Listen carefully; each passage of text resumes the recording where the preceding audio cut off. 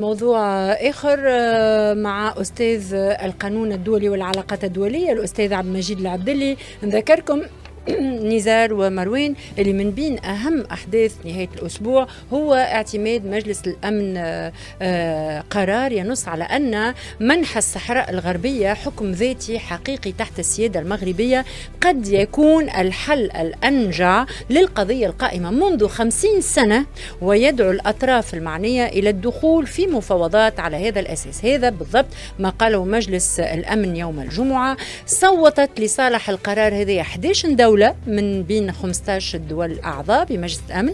امتنعت روسيا والصين والباكستان عن التصويت، ولم تشارك الجزائر في التصويت. فسؤالنا الأول للأستاذ دكتور عبد المجيد العبدلي: ماذا يعني تبني مجلس الأمن لمقاربة الحكم الذاتي في الصحراء؟ L'invité du jour. أستاذ عبدلي أهلا وسهلا ومرحبا بك. أهلا بك سي. إذن سؤالنا الأول حتى يفهم المتابعين ماذا يعني تبني مجلس الأمن هذه المقاربة، مقاربة الحكم الذاتي في الصحراء؟ هو الصحراء هو نزاع في الحقيقة، يعتبر نزاع يتعلق بتقرير المصير منسي في المجتمع الدولي. أصبح اليوم هناك اهتمام به لأن الولايات المتحدة الأمريكية وفرنسا وبريطانيا تريد حل هذا المشكل. ومجلس الأمن في الحقيقة هو قرار مجلس الأمن حتى يكون ملزم، لأن هناك دولتان دائمة العضوية لم تصوت لفائدة القرار، امتنعتا. وحتى يكون هذا القرار ملزم مجلس الأمن يشترط أن توافق عليه 9 دول على الأقل، ويكون من بين الدول الموافقة تكون الدول الدائمة العضوية ال5 متفقة.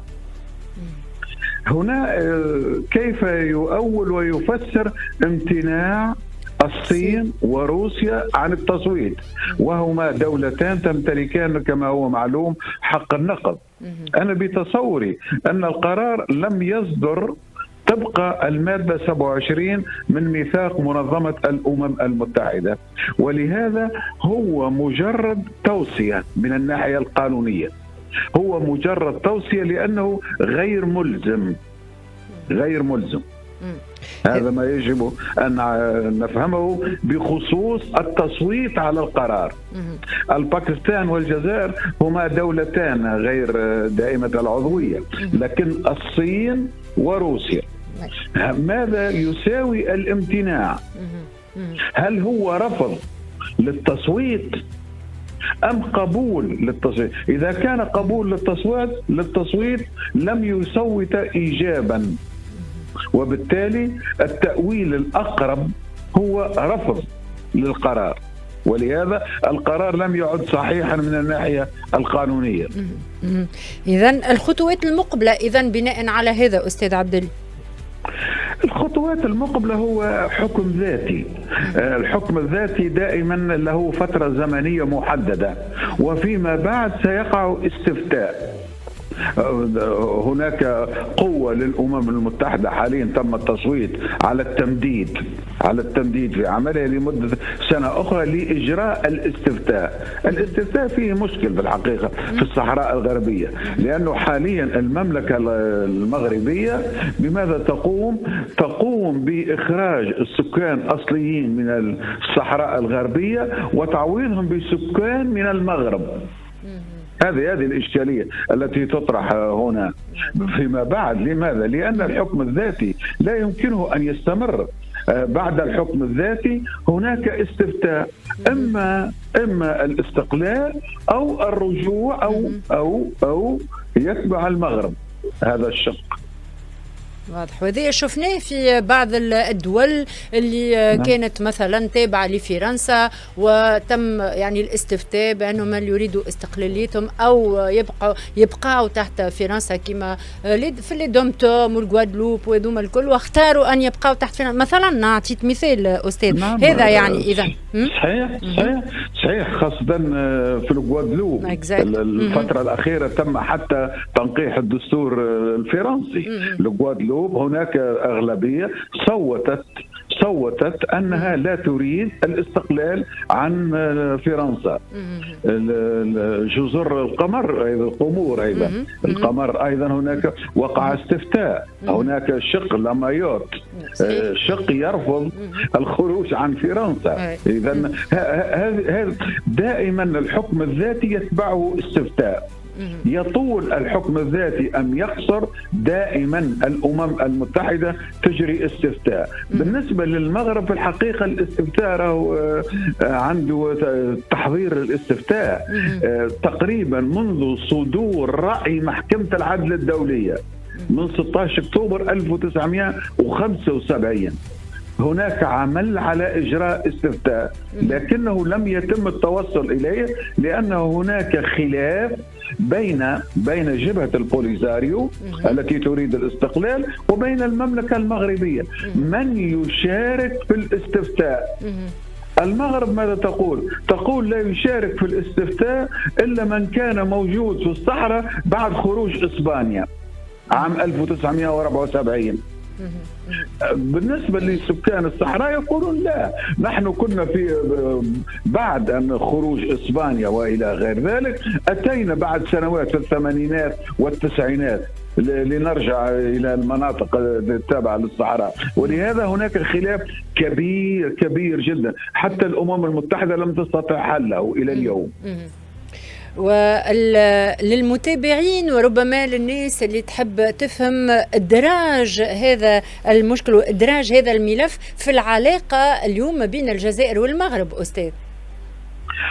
هو مشكل كبير. الجزائر هي أيضا هناك علاقة جوار حدود. المنطقة منطقة استراتيجية. الصحراء الغربية هي منطقة استراتيجية سواء من حيث الموقع الجغرافي أو من حيث الثروات التي يحتويها هذا الإقليم. ولهذا الجزائر بماذا تطالب بتطبيق رأي محكمة العدل الدولية، حق تقرير المصير. رأي محكمة العدل الدولية منذ 1975 اعتبر أنه يحق للشعب الصحراوي حق تقرير المصير والاستقلال عن المغرب كما استقل عن إسبانيا.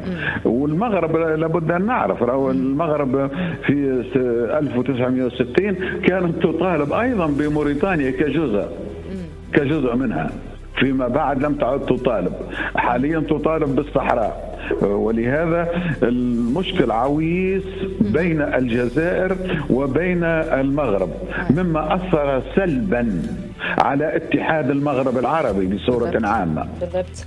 اللي للأسف يعني لم يقم بدور الوسيط ولم يجمع يعني هذه الدول، وإلى الحد الآن فشل الاتحاد المغاربي. لهذا أستاذ عبد الله نعم فشل تماما. سبب الفشل الأساسي هما الدولتان الجزائر والمغرب، وهما ركيزتان أساسيتان في اتحاد المغرب العربي، سواء من حيث السكان. كل دولة فيها أكثر من 40 مليون نسمة، تقريبا 80 مليون نسمة أو أكثر اليوم.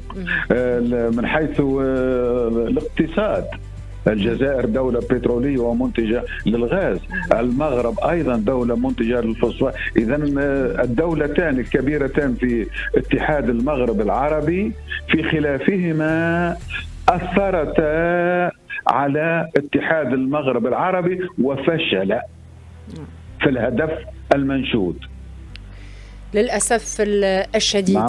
للأسف الشديد. شكرا لك أستاذ عبد المجيد العبدلي على كل هذه التوضيحات.